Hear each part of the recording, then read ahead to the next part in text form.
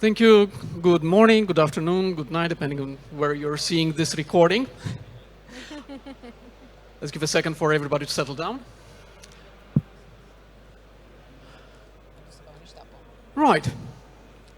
So, the application security contractual scenes, if we can get it to move. Yes. Right, so just a quick word about myself. Sebastian Avarvarei. I've been working in IT and security for way over 20 years. Currently, I'm working as the manager of the information security team at Canon for the EMEA region. In my former life, I've started in software development, which explains why even now working in security, I do have a big affinity to application security. However, one thing that kept distracting me from what I like to do with security is going into very frequent commercial discussions. And not to negotiate things, but actually to debate why a certain thing is written in a certain way, or why didn't that contract cover that requirement, or why wasn't that thing delivered on time. And that got me thinking, and that's why I started the first presentation at the DefCamp a couple of years ago, on how can we prevent this? How can we get ahead of these problems? And more recently, I was looking, how can we make it better in the application security space? And what I found looking at the root cause is, probably everybody knows this famous cartoon from XKCD, and the same kind of pitfalls apply to commercial contracts. Because this is what we typically cover. That small part at the top, this is what we put in our contracts. And we kind of forget about the rest. Or even if we do not forget about it, what also often happens is, yeah, we write all kind of things that nobody actually reads, except when you have a problem, when there is a dispute, when there is an incident, and then you start going through the contract, and then in the middle of an incident, you try to figure out what was that supposed to mean? What was the supplier supposed to deliver here? But that's not the right time to have those conversations. Because all contracts start with good intentions. So when we start negotiating, all the parties are willing, especially the supplier. We try to put things there. The legal team might have some comments, and there's going to be a long back and forth. The finance team might want some things, and security just goes along if they are even in the discussion. However, a big problem with the contract is when things go wrong, and I emphasize when, it's not an if. Things will go wrong. Contracts don't have patch Tuesdays. You cannot go every week, oh, I realized we should put that requirement in the contract. No. Once the ink has dried, once everybody has signed that contract and the payments have started, that contract is very hard to change. If you don't trust me, check with your legal team. Just ask them, I have a new idea for this contract. Can we start changing it? Let me know how that goes. So really, there's no patch Tuesdays there for contracts. You have to really think well in advance, what do you want to do? And again, I've been in those discussions much more than I would have liked to be. Not comfortable. So, if we want to get ahead of this and we want to solve it in advance, what does it actually mean to make good security clauses? How do we figure out the kind of problems that we want to avoid? Well, one way is, get a time stone, get a nice wizard, and fly to the future, see what went wrong, go back and fix it in the contract. Could be workable. And actually, joking aside, it's not that far from reality. Because as it happens, especially those familiar with software development and application security, we have a very good tool for doing pretty much this. That's threat modeling. I mean, that's what we do when we do threat modeling. We think about what could go wrong, and we put some things in place to prevent, to mitigate or to eliminate those risks. That's all it is. The only difference is that maybe instead of code and charts, okay, you will use legal terms. But the essence, how you do it, it's the same. And I keep saying, well, good security clauses. What does it actually mean? So I was thinking, what are the characteristics of a good security clause in a contract? First of all, it has to be feasible. And this goes for pretty much every contractual requirement. You should ask for things that are deliverable. You shouldn't go crazy.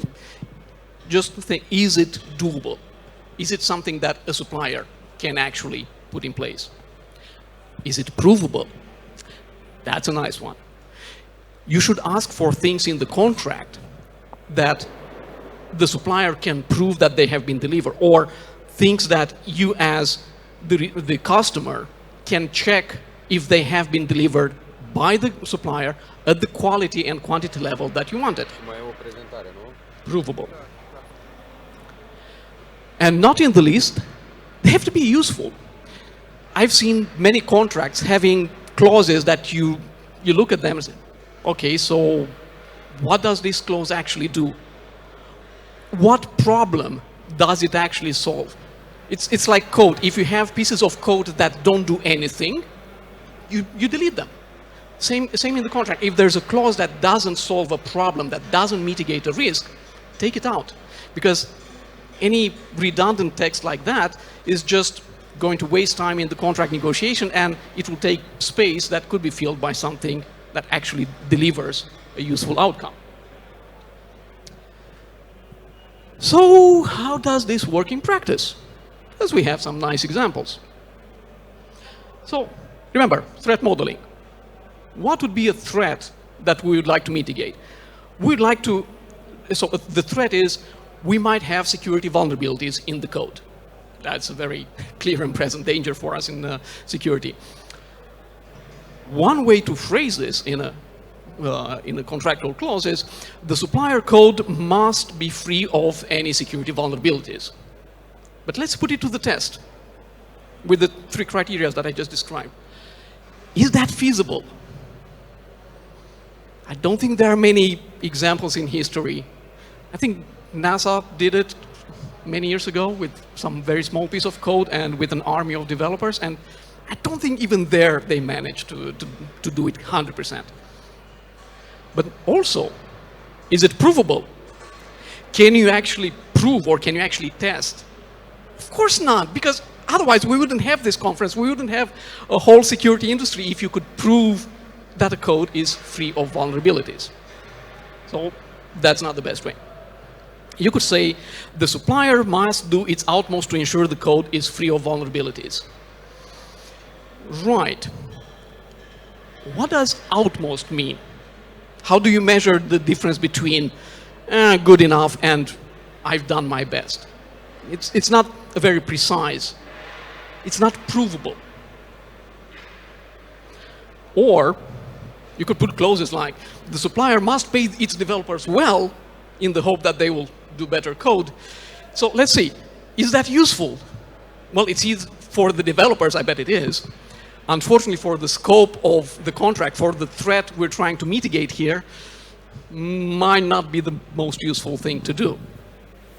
So what are a couple of ways to phrase it? Oh, and by the way, before going forward, these examples, except the payment one, these are examples that I've seen in various contracts. This kind of wording is not made up.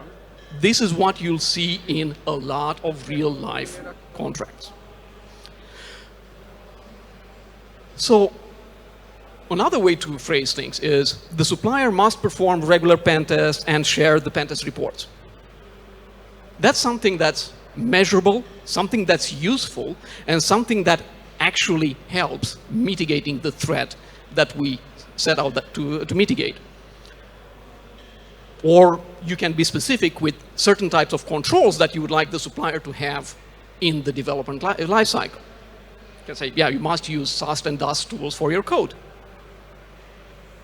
Or you can say things like, the supplier shall not deploy things that has no vulnerabilities to production. And you can use them together. It's not an either or. By having the pen test, by having tools like SAST and DUST, then you have the basis for saying, yeah, I know if you have or not known critical and high vulnerabilities, so you can determine if something is deployable or not. So these are the kind of clauses that can fit into that definition. And when we talk about clauses and the way we write them, of course, there are many ways to do it. I don't know if it's still a thing. When I was in software development, pretty much every hiring interview that you would go, you would be asked if you know the various array sorting algorithms, and you would have to explain to them. Is that a thing, or am I just dating myself? Probably not. Yeah, as I said, more than 20 years in the industry. So we can say what we want in the contract. So we focus on the result. What is the outcome that we desire? We can specify the approach. We can say how we would like things to be done. Or we can do it evidence-focused. So we're going to say in the contract, how are we going to measure if things have been delivered? Example. Again, let's take a threat. Lack of security knowledge in the development team. We just had a nice talk about that very topic. And trust me, it's not because developers don't want to have that knowledge. It's just like everybody else. Developers have a million things they need to learn, and at the same time, they need to deliver the code. Bottom line, that's what they're paid for. They're paid for to deliver the functionality, to write as much code of a good quality that's sometimes a bit forgotten. So they're not intentionally not doing security. So how do we mitigate that threat? How do we help them to do better?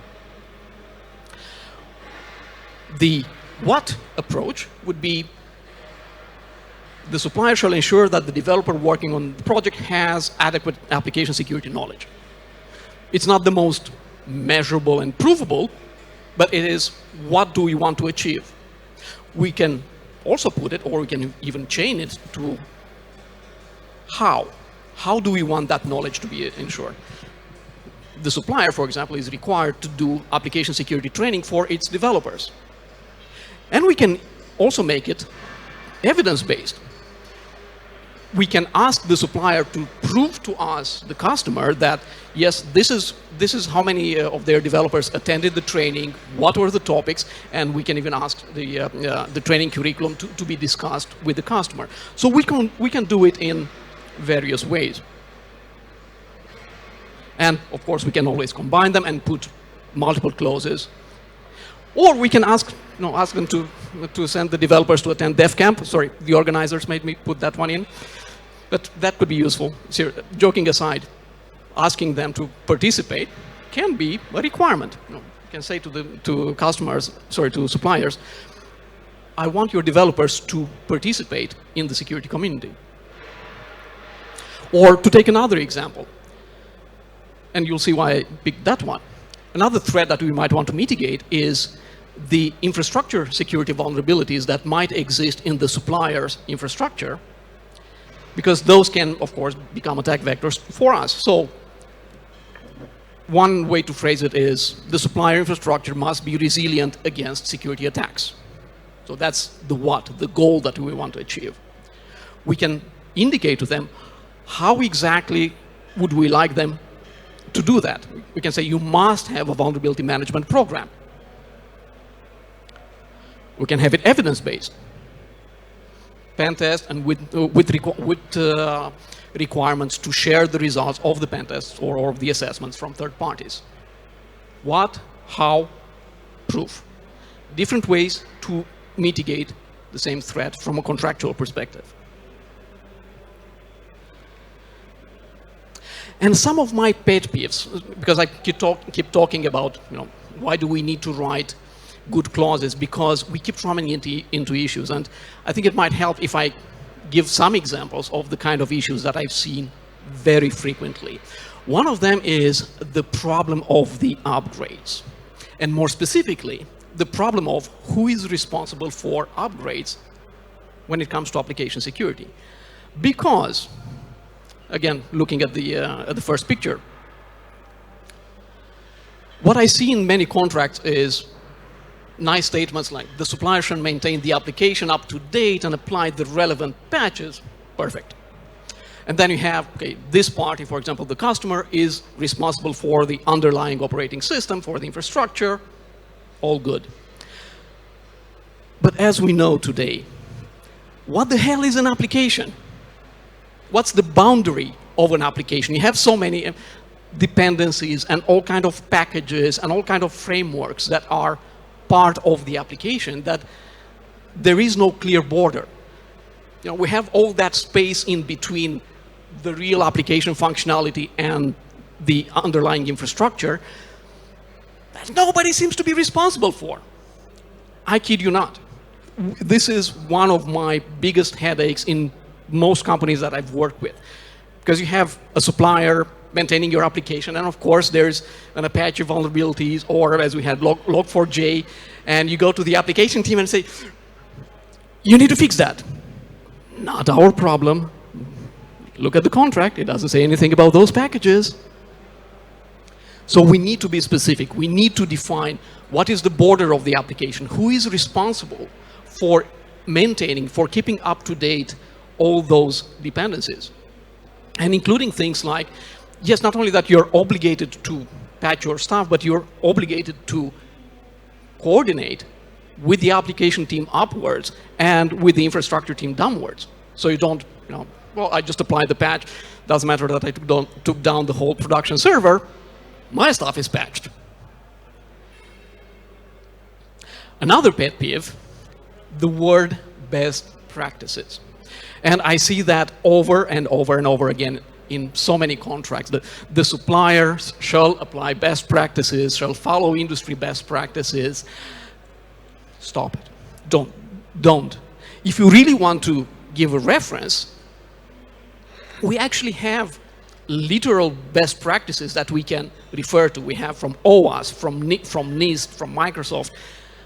Just pick one and say, yeah, this is the best practice that I want you as a supplier to comply with. And this gives you another advantage. It makes it provable. You have something against which to measure. Because then you can say, right, let's take OWASP, the ASVS, the Application Security Verification Standard, and say, right, these are the requirements, this is what you should be in line with. Are you?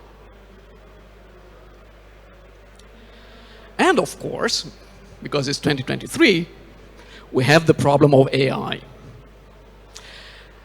And that's a big problem when it comes to contracts. Because with the other problems, at least we know what the problems are. At least we know what are the threats that we should be mitigating. We're not quite sure how to mitigate them properly from a contractual perspective, but at least we know the problem. With AI, we haven't even begun to understand what kind of issues are we going to have, what kind of problems do we need to solve. And honestly, I had no clue myself. Well, actually, I did some research on it, but I couldn't enumerate all the threats and all the problems. So why not ask AI how we should protect against AI in the contract? I mean, what could go wrong? Famous last words when it comes to AI, as most science fiction movies will tell you. But really, that's the exercise I asked ChatGPT.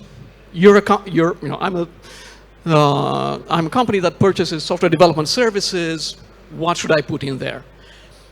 And it started to put out quite a few recommendations. Well, it started with the IP rights, with the data usage and protection. Not bad. And then it kept going. And I was looking at it. You know what? This is not half bad. And that was a very simple prompt. I mean, it can be improved. You can refine. You can give it even better inputs. You can define what is the context and the scope of the contract.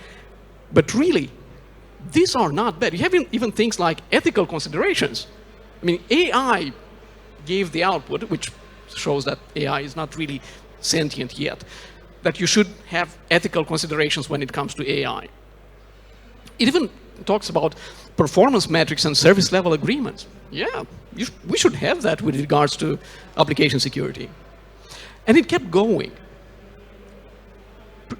Of course, as I said, it's not perfect. But if you don't have anything else to start with, this already takes you at least halfway there. However, word of caution. Keep in mind, AI is not a lawyer. Do not use AI ChatGPT output directly in your contracts without at least discussing with your legal team and explain to them where the text is coming from, so they are aware. If you take it as it is, you might have some liability problems that you haven't foreseen. Even though, ironically, ChatGPT said that liabilities are one of the issues that should be considered in the contract. So what more can we do? And of course, in half an hour, I don't have time to make a very long list of all the potential clauses that we should have about application security in the contracts.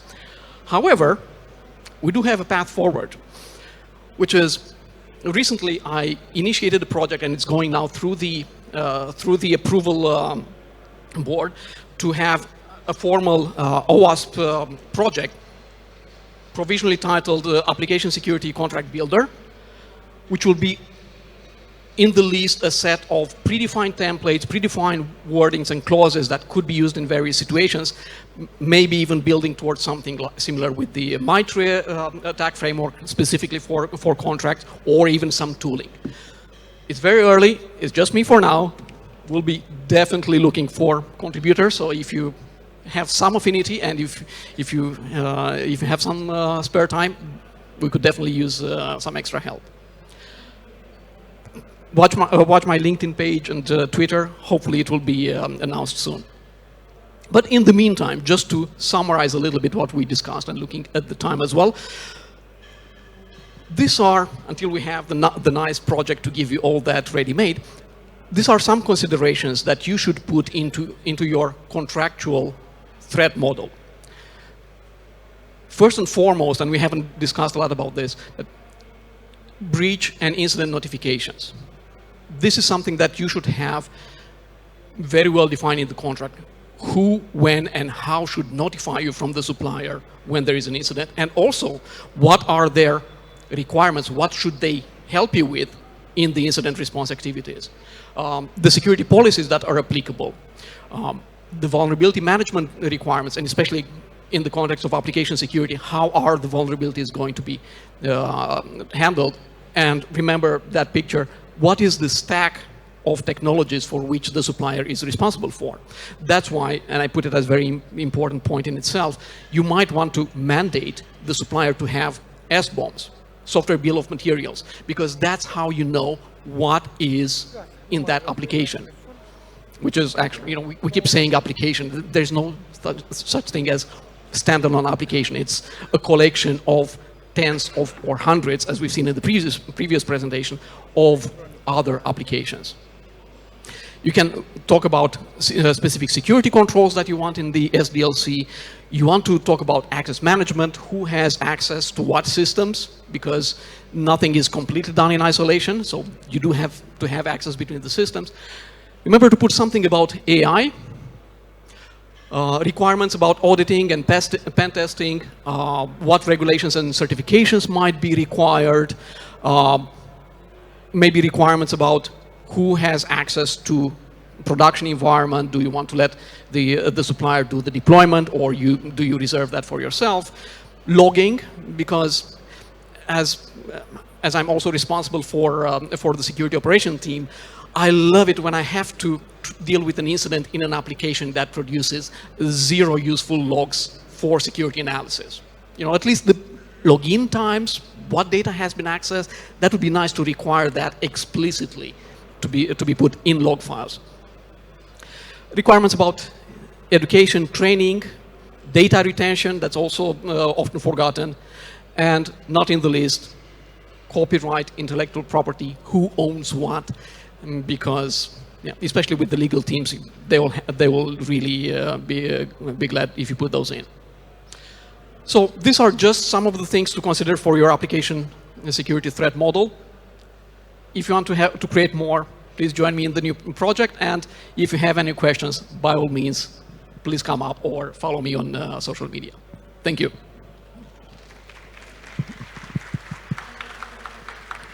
Thank you so much for that. And thank you for giving us so many things that we can use as inspiration to really start to change things and make things easier for ourselves, honestly, because if contracts can be easier, Lord knows we could all use some of that. That's why the lawyers are paid the big bucks. So we do have time for questions. So let me know. Sebastian has a ton of experience. We have one at the back there. Please stand up so we can see you and wave your hand. So okay. We have one here and then one over there. Cool. All right. So in making a small link to the other presentation beforehand, could someone put a legal clause in which the dependencies and the packages installed have to be checked with... Sorry, can you repeat the last part again? It's maybe hold the microphone up a little bit. All right. A tad louder. Yes, thank you. Sorry. Okay. So, making us, in a way, a small link with the last the presentation beforehand, would it be possible to make a clause in a contract that states that all the packages should be checked with tools in a way that dependencies are kept up to date and everything's safe? Yeah, absolutely. Well, technically, you can write from your side anything you want in a contract. The problem is, will the other party in the contract accept them? But joking aside, yes, that's actually something you can absolutely do. And it relates to the slide that I had about defining the responsibilities for the stack of technologies in there, and including responsibilities for keeping them up to date. And of course, you'll never say that they have to be updated within so many hours, but you can mandate things, and that is something that I see in some contracts. This technology or this package has to be kept at the minimum N-1 version. So contractually, they are obligated to have at least the last patch. So yes, absolutely, you can put that in the contract. Thank you. Okay, we had a question on the other side of the room.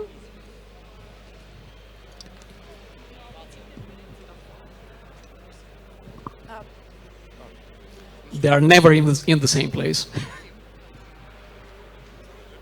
So it works? Test? Okay. So from your experience, what's the maximum acceptable level of interconnections on the clauses in a contract? So for example, I have a clause that applies if another clause applies, or a clause is dependent of another clause. Is this happening in the real world, or is it just I don't know, corner cases? No, that's a good question. So if I heard it correctly, it's how many levels of dependencies you can have between the clauses. I don't think there is a fixed number. Of course, if it gets too complicated, and true story, recently I had to review a cyber insurance contract from an Asian supplier, and I was going about 10 levels deep in dependencies. We actually refused to work with that insurance company because it's impossible to understand this contract with so many dependencies. But I wouldn't say that there is a fixed number. You must have some dependencies because things are correlated, but I would say don't go more than 2-3 levels deep. If anything, it's better to repeat things. So you can have in different sections of the contract, you have similar requirements from where you go deeper in the dependencies, rather than saying, okay, I want to put everything strictly once, and that becomes a dependencies for 50 other clauses in the contract. Basically, take what's feasible for the contract. So if you read it as a layperson, can you understand in a single reading what does the contract want without having to go back and forth too many times? That's a good benchmark. Okay, thank you. And one more question here. Hello. I would like to ask you, after a lot of years of experience, what is your personal approach when you, as a security manager, you will need to make a decision for the board or the business? You have a long debate about a contract. You want to start a new business, a new process or something, and your partner is not so flexible to mitigate some clauses and have a common approach about it. What will be a security approach when you'll see that the clauses you will raise a lot of security issues for you as a supplier? And what will you prefer, to stop the business and, of course, lose a lot of money on a new process, or just went with the flow and try to patch it up, allocate a lot of efforts, financial, humans, and so on, to fix it up? Well, as it happens, that's a pretty big part of my job. And contract management and being a security team, we also review the contracts that the company makes with other suppliers in many areas. So the approach we took is, in a way, similar with what we do in vulnerability management or in dealing with risk management. There's never a single answer. Like with patching, for example. Can you always patch on time? Of course not. There are situations where, for business reasons, you postpone or you put mitigation control in place, you get the management to sign risk waivers. The same principles, and this is something that I keep emphasizing over and over again, working on contracts, it's not that different from working in security. The same kind of mindset, the same kind of principles apply very well. So we do things like, we review the contracts, and first of all, we actually have a process. So we don't just do it randomly. We have an established process as part of our procurement process, where all the contracts have to go through security review, data privacy review, and so on. And of course, from a business perspective, everything is advisory, but it's a very strong advice. So if we as security team say, no, we do not agree with this contract, that's a very big risk for the business to assume. Of course, they, just like risk management, they have the option, but then they sign, and I, the contract owner, accept all these risks on my responsibility. And then if something happens in that contract, it's their ass on the line. It's also, again, to make the parallel with vulnerability management, if you cannot change certain clauses that are really problematic, you try to see what else could I put in the contract to at least mitigate to a certain extent.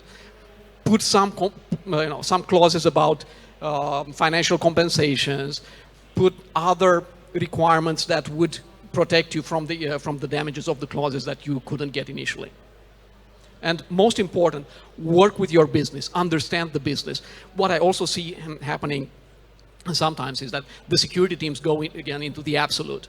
Now, we're the security team, we look at this only at the security, and that's how we make the decision. Now, security is part of the business. Security is not there to defend a bloody machine. Security is there to defend the business. Perfect, thank you.